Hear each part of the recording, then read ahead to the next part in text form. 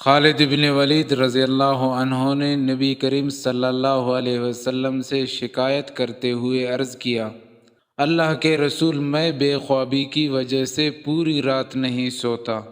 نبی صلی اللہ علیہ وسلم نے فرمایا، جب تم اپنے بستر پر آؤ تو یہ دعا پڑھو، اللہم رب السماوات السبع وما اضلت ورب الارضین وما اقلت ورب الشیاطین وما اضلت کن لی جارا من شر خلقک کلہم جمیعا ان یفرط علی احد منہم او ان ینبغی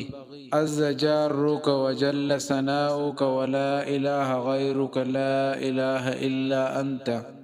ترجمہ: اے اللہ، ساتوں آسمانوں اور جن چیزوں پر انہوں نے سایہ کیا ہے ان کے رب، زمینوں اور جن چیزوں کو انہوں نے اٹھا رکھا ہے ان کے رب، شیاطین اور جن کو انہوں نے گمراہ کیا ہے ان کے رب، اپنی ساری مخلوق کے شر سے، یہ کہ ان میں سے کوئی مجھ پر زیادتی کرے، مجھے پناہ دینے والا ہو جا، تجھ سے پناہ لینے والا غالب آتا ہے، تیری ثنا و تعریف بہت زیادہ ہے، اور تیرے سوا کوئی معبود برحق نہیں۔